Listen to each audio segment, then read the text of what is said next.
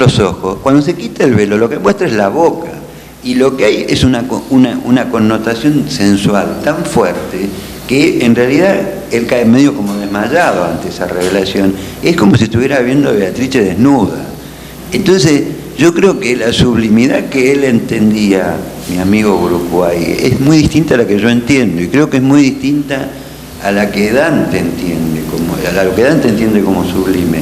Quiero decir, hay sensualidad en casi toda la Divina Comedia, incluso en El Paraíso. Y me parece que es esa sublimidad justamente latina o mediterránea, como lo queramos llamar, y no la que se ve o la que se presupone desde fuera. Me parece que esto es lo que traba un poco la traducción en lengua castellana, que se supone que hay que mantener un nivel de registro sublime tan alto que, bueno, nadie se anima mucho, porque la obra es considerada sublime, esto quiero decir, es como un tabú ya casi, ¿no? Bueno, nada. No, está muy bien. En América yo creo que ya el Longfellow ya traduce, y luego hay traducciones en prosa, y el propio Eliot convierte a Dante un poco en figura central de su canon, ¿no? Cual también influye, porque claro, Eliot se convierte en el crítico más influyente a mediados del siglo pasado en el mundo anglosajón, y claro, él pone a Dante en el centro de su canon, y eso hace que ya de alguna manera también lo instale para mucha gente, ¿no? Pero vamos, Dorothy Sayers se traduce en prosa, todo el movimiento de escritores católicos, C.S. Lewis, la propia Sayers, el propio Eliot, están ahí en torno, gravitan en torno a Dante, ¿no? Pero en español tendría que ser incluso más fácil, porque hay mayor productividad de rimas que el inglés, ¿no? El inglés es mucho más disperso en las rimas consonantes. Sin embargo, hay gente que lo ha intentado traducir en terza rima en inglés. Está bien lo que has señalado, estoy de acuerdo. Aprovechemos que lo tenemos a Ian Barnett, que acaba... ¿Puedo hacer una pregunta ahora? Sí. Cuando un escritor escribe, a veces piensa en un receptor, y cuando se traduce también. ¿Vos qué tipo de receptor tenés en mente cuando traducís? ¿Un receptor ibérico? No. Yo no estoy muy de acuerdo yo tengo un receptor, pero ese receptor en el fondo no sé si es una persona concreta. De verdad lo digo, o en todo caso es un complejo de 5 o 6 personas a las que respeto mucho y cuyo criterio me parece determinante, pero no estoy pensando... No. ¿Castellano ibérico? No. Es que yo no me siento muy ibérico, es decir, yo tengo una relación, esto lo comenté en Córdoba y aquí me olvidé un poco de comentarlo, pero porque tampoco quería caer en biografismos o en un tipo de razonamiento no muy atado a lo biográfico, porque a lo mejor tampoco tiene una importancia, ¿no? Y tampoco es plan de psicoanalizarme en público, pero mi lengua materna no es del todo el español. Es decir, yo cuando empiezo a hablar, las primeras palabras que digo las digo en francés. Mi madre es francesa, me habla en francés. Eso deja de ocurrir a partir de los 4 o 5 años cuando iba al colegio, ¿no? Pero yo de hecho cuando empiezo a escribir de adolescente con una cierta conciencia de que quería escribir, me daba cuenta que tenía galicismos sintácticos, construcciones sintácticas, ¿no? Tuve que incluso entrenarme un poquito para desterrarlas de mi lengua, ¿no? Porque me daba cuenta que era un español incorrecto, según... El problema en España creo que, y eso también responde un poco a lo que tú me comentabas antes, el argumento de autoridad, el principio de autoridad siempre ha sido muy fuerte en todos los órdenes de la vida. El español se dice muy individualista, es un ser tremendamente gregario. El qué pensarán los demás es una cosa que está muy presente en la vida cotidiana española. La autoridad tiene un peso muy grande, ¿no? La Universidad Española yo creo que se ha ahogado un poco en ese principio de autoridad, ¿no? No sé si eso afecta a todos los órdenes en el mundo latino y en el mundo hispánico, pero en España en particular yo creo que eso ha hecho que haya un gran seguidismo, ¿no? Está muy bien porque bueno, si hay buenos maestros pues habrá buenos discípulos, pero al final el pensar por la cuenta de uno no es algo que sea muy habitual en España, ¿no? Parece como que pensar por tu cuenta es casi es casi pecado, ¿no? Entonces, volviendo a lo anterior, yo tengo una relación con el idioma español como, no sé, no me siento muy ibérico escribiendo, ¿no? Por eso incluso a veces he llegado a dudar un poco, a lo mejor tengo un español muy neutro. neutro, muy poco español, pero no incluso escribiendo, ¿no? Me interesa una prosa más...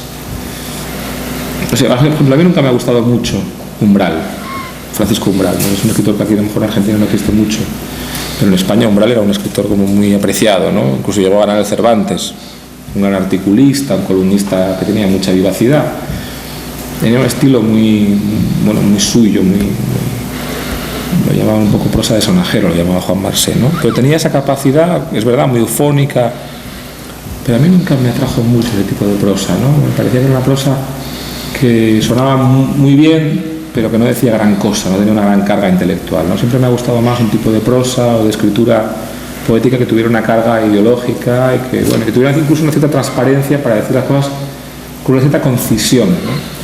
Entonces yo no me siento, como te digo, muy ibérico ni peninsular cuando traduzco ni cuando escribo.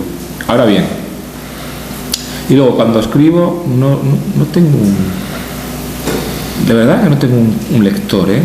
O sea, me cuesta tanto escribir, tengo que vencer tantas resistencias, y ya doy gracias a Dios de que conseguir escribir algo, pero no tengo un lector. Tener un lector ideal que en parte está hecho de mí y en parte está hecho de 4 o 5 lectores que creo cuya opinión merece la pena, ¿no? Pero también es verdad que esos lectores ideales que los tengo ahí o sea, esos lectores que existen, hay partes de ellos que sé que son puntos ciegos y tampoco les hago mucho caso en algunas cosas. Es decir, yo sé, de repente digo, esto no le va a gustar mucho a X, pero es que ya sé que X eso no lo va a entender, ¿no? Entonces me interesa, hago un compuesto de lo que me interesa a esos lectores, ¿no? Pero no tengo un lector concreto, la verdad. O sea, escribís para Frankenstein. No sé para qué me escribo, la verdad, o sea, porque, por ejemplo, tengo amigos que yo sé, tengo amigos, no voy a decir nombres porque además se está grabando en internet, no conviene. Pero tengo amigos que ya sé que, por ejemplo, esa traducción de Oden no les va a gustar. Bueno, para empezar no les va a gustar Oden. Y además no les va a gustar cómo lo voy a traducir yo, pero de verdad es que yo estaba escuchando una música, incluso, si me perdonas el atrevimiento, incluso el rapto de orgullo, un poco estaba traduciendo a Oden para demostrar un poco que Oden era un gran poeta y que había que leerlo, ¿no? O sea, pero yo sabía que había gente que no lo iba, amigos míos que van a decir, te has dedicado 2 años a traducir a Oden, a mí me parece un poeta interesante, ¿no? Entonces, pues en última instancia había un cierto elemento también de desafío, de reto, ¿no? Pero no estoy pensando, de verdad que no estoy pensando en un lector concreto.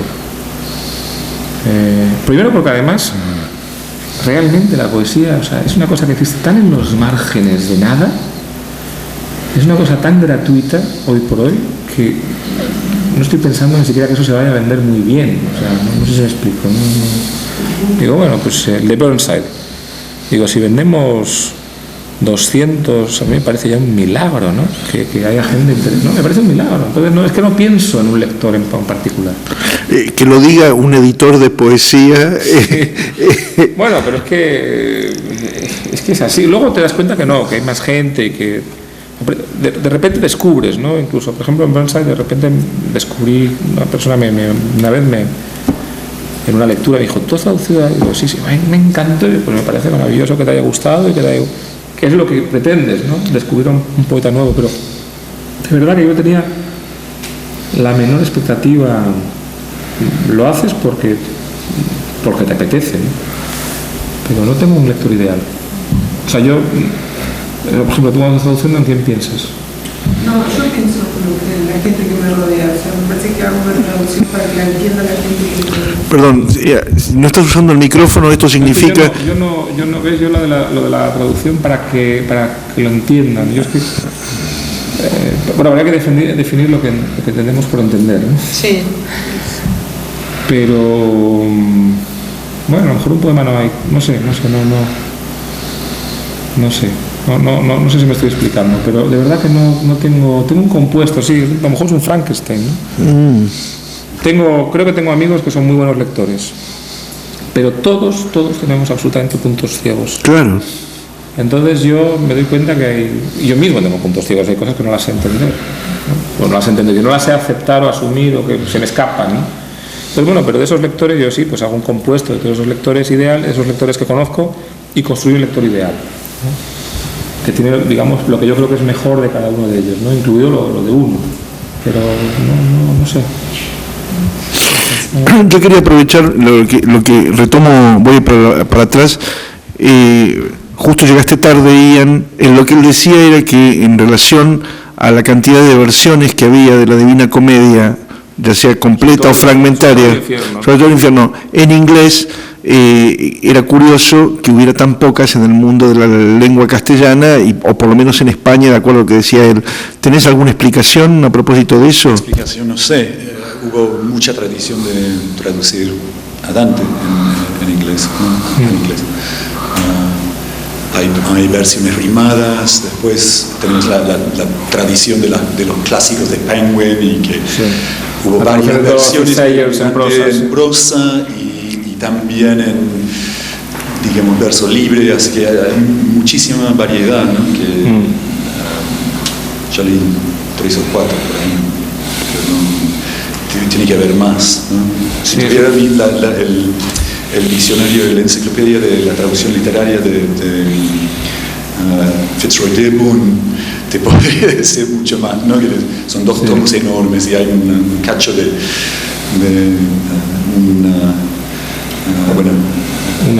texto sobre Dante. Pero bueno, nada que mi especialidad, pero bueno.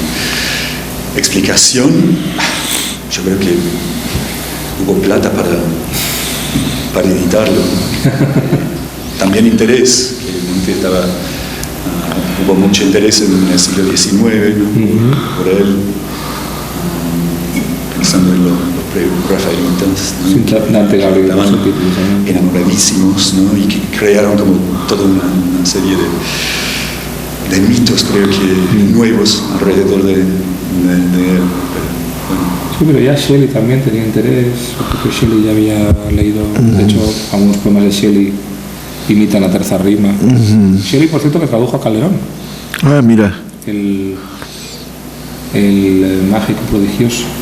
El Calderón lo tradujo de Shelley. Hay un libro sobre esa traducción. Esto está bastante...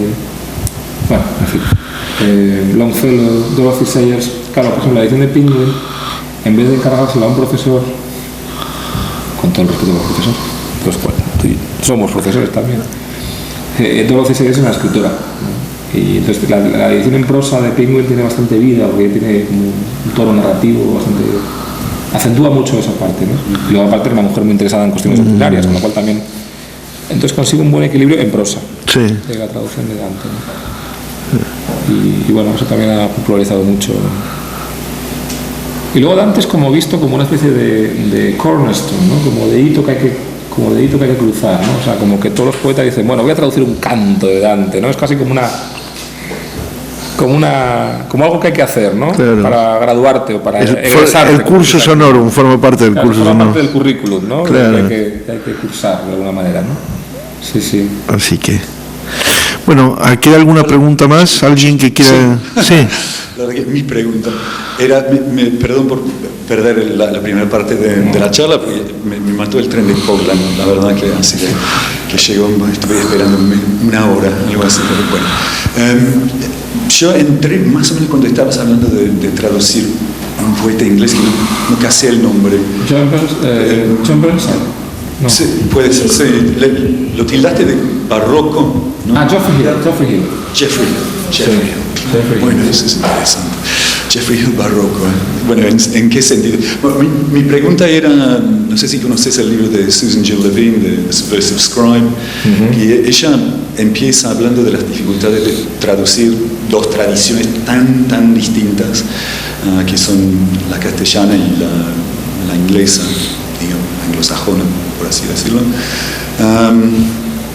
siendo la una muy barroca en general y la otra bastante puritana, aunque en muchos momentos muy, bueno, donde el inglés sale de su puritanismo, como en los novelistas del siglo XIX, hay un barroquismo terrible.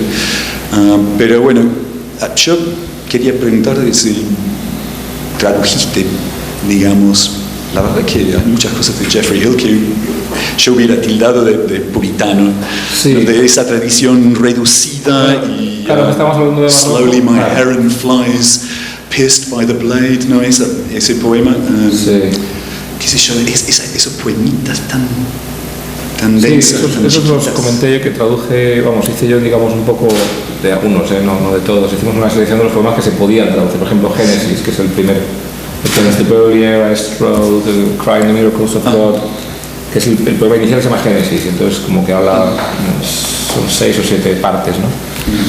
Y es una especie como de cosmogonía, ¿no? De mito del origen, ¿no? Cuando hablo de barroco hablo de... Claro, tú lo estás entendiendo desde un punto de vista ideológico y lo estás hablando como un momento de la historiografía europea, ¿no? O sea, hay un barroco que cubre toda Europa. Ahora bien, por ejemplo, en España está la influencia de Marino, de lo que es la tradición que luego Góngora, ¿no? Convierte en suya y se convierte en el gongorismo. No hay nada parecido al gongorismo en la poesía inglesa. Está la poesía metafísica. Pero bueno, la poesía metafísica inglesa es un momento del barroco europeo también, tan válido como el barroco español. O sea, yo no equivaldría, ¿no?, el barroco español a todo el barroco europeo, ¿no? Es otro momento. Además, de hecho, el barroco inglés, o sea, la poesía metafísica tiene mucha influencia de Santa Teresa. Por ejemplo, Herbert, que estaba fascinado con la figura de Santa Teresa, tiene mucha fascinación por San Juan y por San Ignacio de Loyola, ¿no? Por todos los ejercicios de meditación, las prácticas devocionales y meditativas de los jesuitas, ¿no? Que también pasan a Inglaterra. Eso hay un libro ya de los años 50 que fue, por ejemplo, muy leído por Valente, el poeta español, por Luis, ¿cómo se llama este hombre? Luis Marx, que era The Poetry of Meditation. Entonces estudia cómo todos los poetas metafísicos ingleses leen a San Juan, a Santa Teresa, a San Ignacio, y incluso adoptan en la propia estructura de los poemas las prácticas de concentración, de argumentación, por ejemplo, de San Ignacio, ¿no? El tema es muy vasto, ¿no? Pero, claro, la poesía inglesa siempre va a ser mucho más seca, más concreta, más abrupta. Hill tiene mucho que ver con Donne, también tiene mucho que ver con Gerard Manley Hopkins, ¿no? Es un poeta mucho más seco, pero hay una raíz trágica, ¿no? O sea, Eros y Tánatos, ¿no? Hay un erotismo de la muerte potentísimo, hay una exaltación, hay una fascinación, por ejemplo, por la sangre, pero la sangre, por ejemplo, cuando habla del tendón palpitante, ¿no? Del tendón palpitante, donde se ve la sangre, el músculo, la herida, y entonces pero hay una fijación erótica con eso también. Hitler, en esos poemas, yo creo que es un poeta que tiene una sensibilidad agónica, tiene algo que ver con cierto barroco, evidentemente quizás no con Góngora, pero sí con algo. Y es un barroco evidentemente puritano, bien, pero también lo puritano también, yo creo que también está en el barroco, ¿no? Ahora bien, ¿cómo traduje eso? Bueno, pues tenía que ser un tipo de poesía muy... También elegimos los poemas, ¿eh? No todo se podía traducir, porque, o al menos en aquel momento, yo no me sentía capaz. Hablé con Andrés, le dije, oye, vamos a hacer unos 27 poemas, creo, ¿no? Bueno, pues elegimos los poemas de los 2 primeros libros, o 3 primeros libros. Por ejemplo, el cuarto libro de Geoffrey Hill, se llama Tenebrae. O sea, ya la cosa tilda fúnebre, ¿no? Y hay ahí recreaciones, por ejemplo, del poema de Lope de Vega, de ¿por qué llamas a mi puerta, Señor? No sé cómo va, de ¿por qué Dios llamas a mi puerta? ¿No? Bueno, ese poema en la traducción de Geoffrey Hill se vuelve un poema súper concreto, súper amarrado, es mucho más físico. Ya es físico en Lope de Vega, pero bueno, hay un elemento, digamos, más de exhortación, pero en Hill es como una confrontación entre el hombre y Dios, ¿no? Me recuerda un poco a los sonetos de Blas de Otero, no sé si los conocéis, los sonetos de Blas de Otero, los más agónicos y dolientes de los años 40, ¿no? Pero, entonces, de hecho, hay un texto, hay algunos estudios sobre esas traducciones. Uno lo hizo Colin Thompson, que es un profesor de la Universidad de Oxford, y está muy bien, porque precisamente trabaja eso, ¿no? Cómo Hill lo gira todo a... Pero bueno, por eso tradujo a Argensola, tradujo a Lope de Vega, tradujo a esos poetas barrocos españoles, ¿no? Entonces, bueno, elegimos los poemas. Y ya te digo, como dije antes, me fié mucho al criterio también de Andrés. Yo creo que ahí Andrés Robaina, que tiene, digamos, un conocimiento del barroco español y sobre todo de la prosodia, de la métrica clásica, eso lo domina perfectamente. Y con el taller de traducción colectiva trabajaron y me ayudaron a refinar, ¿no?, los poemas. Y al final también yo delegué un poco en ellos. Es la única ocasión en la que he delegado como en una instancia superior y he dicho, bueno, ellos me amparan, ¿no? Porque es un poeta muy difícil. De hecho, no he vuelto. Luego he traducido algún poema más de la última época, pero lo considero un tipo muy complicado. Porque además trabaja en muchísimos niveles, planos semánticos, realmente es muy complejo, ¿no? Yo creo que es el más complejo de toda su generación. Según nuestro amigo Carlos Gamerro, aquí hace una diferencia entre el barroco conceptual y lo formal, ¿no? Que, sí. Sería más bien. A mí me parece muy complejo. De muchos puntos de contacto. Me parece muy complejo. Me parece incluso más fácil Chet Hughes, por ejemplo, ¿no?, que es un contemporáneo. Porque la lengua sea muy literativa y muy germánica, es menos, conceptualmente es menos complejo que Hughes. Está trabajando en varios niveles, en varios planos de sentido. Es un tipo, todo está como tremendamente amarrado, ¿no? Y tensado al máximo. O sea, realmente es por ejemplo, en el mundo anglosajón se le respeta mucho, no sé hasta qué punto se le lee mucho, porque es endemoniadamente complicado, pero se le respeta mucho, sobre todo porque tanto Steiner como Bloom han dicho que es un tipo impresionante. Claro. Entonces, bueno, si tienes a Steiner y a Bloom diciendo que eres, en fin, lo más grande en el mundo después de la invención de la mantequilla, pues ya, en fin, no todo el mundo va a querer leerte, ¿no? Pero es un poeta que inspira mucho temor supersticioso, mucho respeto supersticioso. Claro, no sé hasta qué punto es leído. Hay gente que sí que lo lee y yo creo que es un gran poeta, ¿no? Pero es también un tipo de poesía que no te da, o sea, que te hace trabajar muy duro, porque además es muy puritano. Entonces, no, hay poesía que te hace trabajar muy duro, pero tiene una alegría, ¿no? Tiene una, no sé, Lezama te hace trabajar, pero bueno, Lezama es otra cosa. Es como con las mujeres. Pero es que este es árido, ¿no? Es ríspido a veces, ¿no? Es decir, dame algo que pueda arrancarle el diente, ¿no? O sea, es complicado. Pero, por ejemplo, hay poemas, el Génesis es un poema muy hermoso, muy clásico, ¿no? Pero muy hermoso, y tiene poemas que están muy bien. Tiene una elegía Miguel Hernández, por cierto, que no está nada mal. Sí. Bueno, yo diría, dada la hora, para terminar, que antes de terminar, si nos podés leer... No, era simplemente que es una tontería. Es que no tengo el poema entero aquí, porque no lo traje, pero sí en este librito yo incorporé una cita.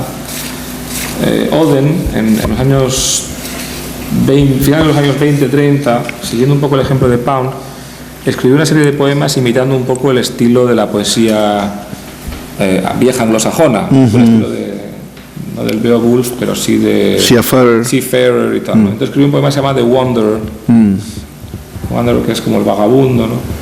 Que es un poema con mucha literación, ¿no? Es un pastiche. Claro, eso también había que darle cabida a la antología de Oden, ¿no? Entonces, bueno, por ejemplo, en el poema original, ¿no?, pues dice: Doom is dark and deeper than any sea dingle. Upon what man it fall in spring, day wishing flowers appearing, avalanche sliding, white snow from rock face, ¿no? Tiene como esta cosa un poco de dureza, ¿no? Quito artículos, lo hago todo como muy genérico, muy seco, y es un ejercicio un poco... Oden era en el fondo un gran pastichero, ¿no? De repente tiene poemas que son pastiches de Eliot, tiene poemas que son pastiches de la poesía anglosajona. Bueno, eso había que también incorporar. Pero entonces, en español, por una parte es un tipo de poesía elegíaca, pero con un toque épico. Es una poesía muy antigua, con una sensibilidad, pues, la elegía o la épica, ¿no? Es lo que manejaban los viejos anglosajones. Tiene que tener un cierto tono, en fin, una cierta respiración épica.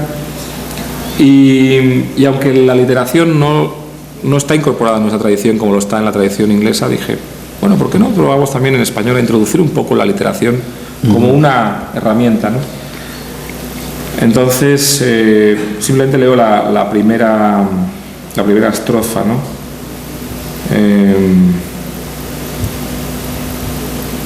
Donde, como digo, planteé mucho eso.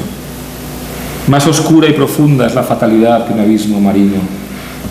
Al hombre a quien le sobreviene en primavera, entre flores flamantes que desean el día, aludes que descienden, nieve blanca de la pared de piedra, dejar atrás su casa, ninguna mano de blanda nube le retiene, mujer alguna le refrena, sino que siempre va ese hombre franqueando guardianes, franqueando florestas, un extraño entre extraños sobre el mar inmarchito, moradas de los peces, agua sofocadora, o en el páramo, solitario igual que un tordo, con regatos de nasas infestados, pájaro que importuna piedras, pájaro inquieto. Bien, hay un elemento de pastiche evidente, incluso un poco de verismo aquí, ¿no? Pero es que el poema original se presta a ello. Se presta un poco a ello, ¿no? Upon what man it fall that he should leave his house, no cloud's soft hand can hold him restrained by women, but ever that man goes through placekeepers, through forest trees, a stranger to strangers over undried sea, houses for fishes, suffocating water, or lonely and fell as chat by pothole decks, a birdstone hunting an unquiet bird. Bueno, pues tiene ese tono también un poco arcaico, ¿no? Voluntariamente arcaico. Entonces digo, bueno, pues vamos a intentar que algo, pero sin forzarlo demasiado. No sé si lo forcé demasiado, me quedo con la duda. Ahora incluso leyéndolo ahora digo, hay alguna cosa que quizás ahora lo haría de forma distinta, porque también pasan los años, y de repente 8 años después ya no estás tan seguro, ¿no? Pero bueno, era un poco, por eso digo que al final es una cuestión de práctica, ¿no? ¿Qué decides en cada momento, ¿no? Hay poemas de Oden que están hechos como una canción de cabaret, hay poemas de Oden que son como pastiches de poesía anglosajona arcaica, hay poemas que son muy prosaicos, poemas en prosa. Bueno, en un poeta particularmente difícil de coger todos los tonos, ¿no? También hay que intentar marcar esos tonos. Claro. Bueno, pues tengo la impresión de que la pasamos todos. Última pregunta. Sí, dale. Yo perdí mucho de lo que dijiste sobre Oden. No sé si conoces las traducciones de Rolando Costa Picasso que hizo de Oden, ¿no? Acá sacó bastantes, ¿no? 2 libros, ¿no? Y cosas muy atrevidas. Los poemas de Oden más bien, métricos, digamos, por así decirlo, y con rimas bastante clásicos en ese sentido, ¿no? Bastante tradicionales que retoman las formas de los ballads, ¿no? Del folclore nuestro. Y él logró una cosa con eso, con la música, bastante interesante. No sé si lo conoces. Lamentablemente no lo conozco. También es verdad que a veces los libros de aquí o de México o de Perú, por ejemplo, en Perú está Ricardo Silva Santister, que ha hecho algunas traducciones de poesía romántica, algunas salieron en Tusquets y las conozco, pero no conozco el resto, ¿no? Es difícil a veces llegar a ese. Por ejemplo, hoy yo colecciono todas las traducciones de Eliot del mundo hispánico, las que puedo conseguir. Hoy, por ejemplo, pues compré la de Walter Casara de La Tierra Baldía, porque no la conocía. Y la vi y la compré.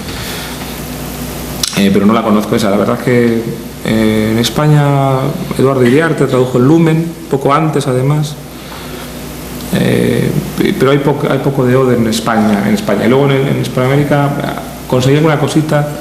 En México no recuerdo que no haya traducido algún libro, alguna antología breve, pero no la conozco lamentablemente. Sí, son 2 tomos. Son 2 tomos, ¿no? Uno dedicado a la poesía breve y de juventud y otro. O sea, lo que sí tengo de Oden bastante es lo que publicó Adrián Hidalgo en prosa, ¿no? La mano del tañedor y lo que son los textos en prosa, que no sé quién los tradujo, pero quizás alguno de ustedes. Pero que estaban bien, o sea, yo los tengo porque intenté hacerme con lo que podía encontrar, ¿no? Pero en España en aquel momento lo que podía encontrar era lo que estaba en Adrián Hidalgo, creo, y poco más, no era fácil. Realmente la única editorial de poesía o de ensayo de poético que se puede conseguir en España con tanta facilidad es Adrián Hidalgo y poquito más, ¿no? Por ejemplo, Gog y Magog no se encuentra, no sé, hay cosas que no se pueden encontrar. Pues no lo conozco, ¿no? ¿Te quieres hacer un comentario? Sí. No, que todo el tiempo mientras hablabas, que me resultó muy interesante, yo pensaba que no hablabas como un español. Y después dijiste eso. Yo siempre pienso que a los españoles le faltó Borges. ¿Borges? Le faltó. Es muy posible. Le faltó. Entonces, esa concisión, esa especie de sencillez, yo en algún momento pensé, no está hablando como un español, está hablando como un argentino. Hombre, pues... y después dijiste eso de que de que no eras muy médico. Y tu lenguaje no parecía español. Y lo digo como un elogio. Bueno, pues como un elogio lo tomo, o sea, que te lo agradezco. Y una cosa más, hay un poema de Arreola, de Juan José Arreola, que cuenta algo parecido a eso que contaste de aquel que se estaba muriendo y corrigió la traducción. Sí. Es alguien que sufre un desengaño amoroso terrible y entonces se va a suicidar, pero se mira en el espejo y se ve tan destruido que le parece que no puede suicidarse y dejar ese cuerpo. Entonces durante un año se recompone. Claro. Cuando se recompone va a suicidarse, pero empieza con la frase no se culpe a nadie. Y una cuestión de estilo lo detiene otra vez. Efectivamente. Me parece que la frase es vulgar, bueno, es que yo creo que tiene que eso que ver también con el impulso mismo de la escritura. Es decir, uno escribe efectivamente porque oscuramente quiere decir algo. Yo nunca sé lo que quiero decir del todo hasta que me pongo a escribirlo, porque en el momento de escribir ya tú tienes ahí un magma, crees que tienes algo para decir luego, pero al final escribir se trata de poner una frase detrás de otra, un verso tras del otro, y entonces en ese proceso te dedicas a resolver problemas técnicos, ¿no? Problemas técnicos no significa también problemas de oído, esto me suena, no me suena, ¿cómo lo digo? Y al final, a base de lidiar con el idioma, uno propone, pero el texto también tiene algo que decir a medida que va creciendo, ¿no? Yo lo que le pido a una traducción, como le pido a un texto, es que tenga una vida propia, que tenga una personalidad, un sello. Es decir, yo otro día hice un taller de traducción en Rosario, ¿no? Tradujimos un poema de Simic, un poema de Gini. Entonces, un grupo, vamos a ver, eran parejas, ¿no? Cada uno tenía trabajado una estrofa del poema de Gini. Y un grupo dio con una traducción de la estrofa, eran 4 versos, que yo no habría hecho jamás, pero que de principio a fin esos 4 versos estaban perfectamente, o sea, tenían vida, eran coherentes, tenían una gracia, tenían una chispa especial. Y yo la sentía, esa chispa, o sea, aquello sonaba, era, no sé, tenía una cierta redondez musical, ¿no? Una cierta insolencia incluso, ¿no? O sea, un atrevimiento. Yo nunca lo había traducido así, pero dije, chapó, no tengo nada que decir, o sea, fantástico. Entonces cuando uno dice, no, por ejemplo, hay mucho traductor, primero hay el traductor que dice, no, este autor es mío, nadie lo puede tocar, ¿no? Bueno, el traductor celoso, eso también es otro caso, ¿no?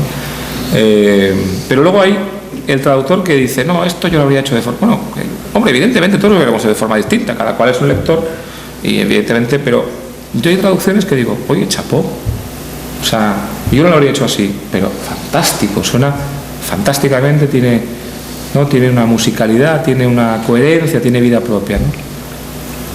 Ahora también es verdad que hay traducciones que las que dices, es que están como desafinadas, ¿no? Es como que de repente es como cuando estás en un concierto y de repente hay una nota que ¡guau! No, alguien se ha ido.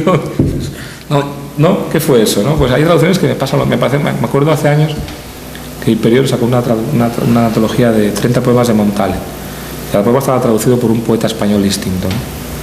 En muchos casos decías, no, no estará mal, pero es perfectamente novino, no tiene ningún interés, es plano. En ningún momento se han planteado que eso tenga una vida propia, ¿no? Es posible que muchos piensen lo mismo de las traducciones que hago yo, o sea que no. Pero vamos, lo que yo le pido como lector, que tengan una cierta gracia, ¿no? Aunque hagan cosas muy distintas de uno, porque es que uno como lector disfruta de estilos muy distintos. Yo disfruto de la poesía de Jorge, disfruto de la poesía de David Huerta, disfruto de la poesía de Andrés Sánchez Robaina, son poetas muy distintos entre sí, pero cada cual tiene algo que decir, ¿no? Entonces, bueno, como traductor también, como lector de traducciones también acepto muchísimas formas de plantear las cosas, pero ese planteamiento tiene que tener una cierta coherencia y tiene que tener una musicalidad y tiene que tener una cierta, no sé, al final es una cuestión también de lo que percibes estéticamente, ¿no? Y eso también tiene que ver con tu educación, con tu gusto, con lo que esperas de un texto. Bueno, por eso decía que al principio que tiene que ver con cuestiones de estética, yo creo, ¿no? Perdón. Bueno, antes de que nos echen a patadas, sí. Muchísimas gracias, Jordi. Y hemos saturado el streaming está echando humo ya, ¿no? No, saludos a Verónica de nuevo. Sí. No. Que nos esté viendo. Lo que sí, muchísimas gracias, creo que todos la pasamos muy bien y nada, esperamos que vengas el año que viene otra vez. Bueno, a ver si es posible. Así, sí, a ver si culminamos al Centro Cultural de España para que lo traiga nuevamente a Jordi en una estadía más larga en Buenos Aires y que dé un taller o alguna cosa por el estilo. Eso sería lo ideal. Puedo plantear una cosa más práctica leyendo unos poemas y trabajando. Estaría buenísimo, estaría buenísimo. Así que por favor, Mercedes, no el año que viene. Mercedes, toma nota, por favor. Gracias y nos vemos el lunes con la reunión de el proyecto de ley de traductores. Gracias. Muchas gracias.